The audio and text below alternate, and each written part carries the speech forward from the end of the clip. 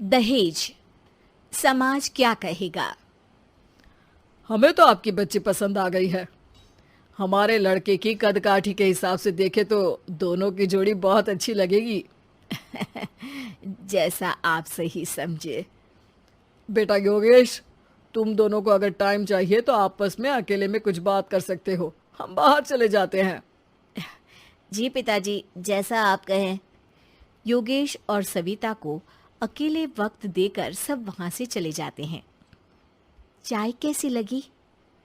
चाय भी अच्छी लगी और आप भी। सच में?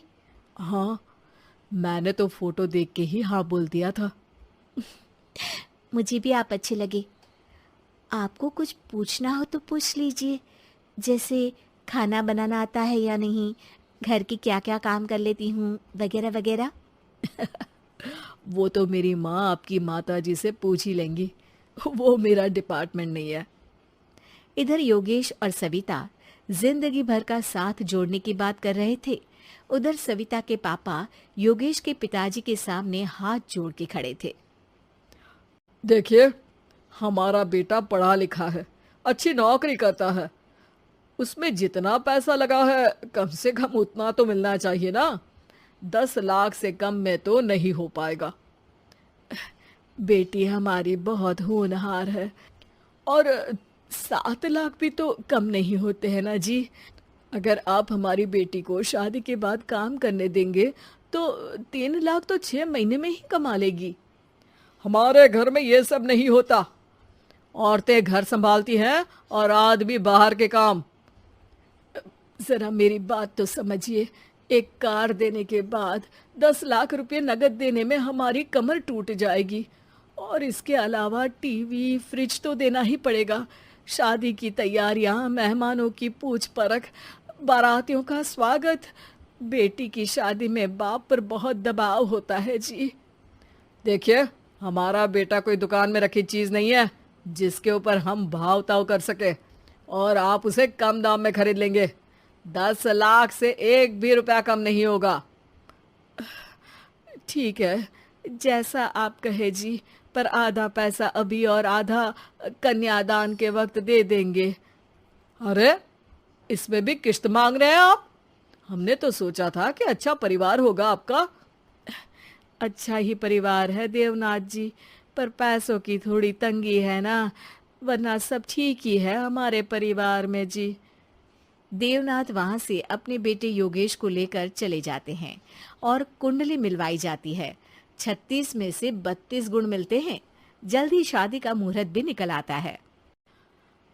अब कन्या को बुलाइए। आओ बेटी, यहाँ बैठो। योगेश की बाई और। मंत्रोच्चार शुरू करते हैं। मंगलम भगवान विष्णु मंगलम गरुड़ध्वजा मंगलम। सविता के पापा सविता और योगेश के बीच में जाकर बैठ जाते हैं। बेटी, तेरी माँ को यहाँ बैठना था, पर तेरी विदाई नहीं देखना चाहती होगी शायद, इसीलिए पहले ही चली गई। बाबा, हंसी खुशी का माहौल है। रोने का समय तो विदाई के वक्त होता है ना, तब ये इमोशनल अत्याचार कर लेना। अभी तो मुस्कुराइए, कैमरा आसपास ही है। तभी पीछे योगेश के पिताजी आ जाते हैं। अभी तक पैसे नहीं आए आपके यहाँ से? उठा लूं क्या बेटे को? आते ही होंगे।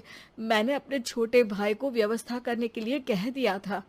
अरे तो जल्दी कराइए ना, वरना देर हो जाएगी। समझ रहे हो ना आप? योगेश और सविता दोनों एक दूसरे की तरफ देखते हैं। सविता चाहती है कि योगेश कुछ बोले, पर योगेश अपना मुंह दूसरी तरफ फेर लेता है। पापा, कितने पैसे की बात की है आपने? अरे बेटी, तुझे इससे क्या मतलब? मेरी डील की है ना, तो मुझे तो पता ही होना चाहिए। कन्यादान की विधि शुरू करेंगे। तभी योगेश के पिता वापस वहां आ जाते हैं।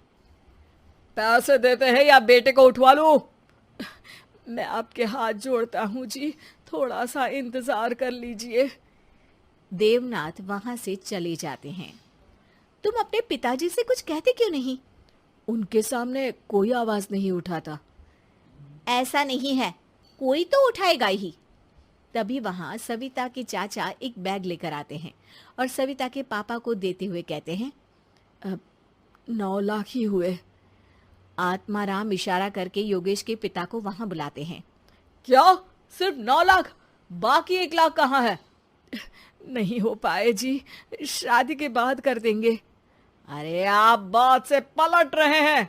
जल्दी से अभी के अभी पूरे पैसे लाइए, वरना बेटे को उठाऊं क्या? देखिए मैं आपके पाँव पड़ता हूँ। रुक जाइए पापा, रिश्ते हाथ पकड़कर जोड़े जाते हैं, पांव पकड़कर नहीं। बेटी तू चुप रह। नहीं, ये कब से बस कह ही रहे हैं कि उठवा लूं, पर कोई उठ ही नहीं रहा। लो, मैं ही उठ जाती हूँ।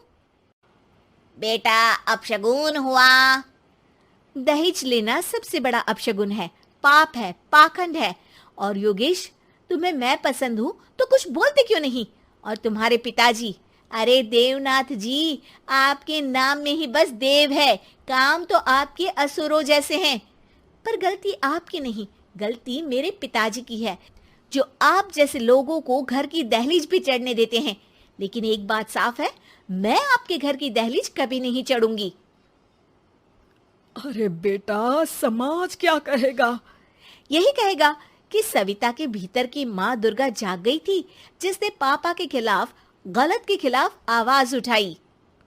आसपास के लोगों ने जोरदार तालियां बजाई। समाज की तालियों से पता चला कि समाज क्या कहेगा। समाज ने सविता की बात को स्वीकार भी किया और उसको अपने सर आंखों पर भी बिठा लिया। सविता के पिता में हिम्मत जागी और उन्होंने कहा, देवनाथ जी, आप कह रहे थे ना बेटे को उठा लूं क्या? उठा लीजिए। हमारी बेटी को आपका लड़का पसंद नहीं है और हमें आप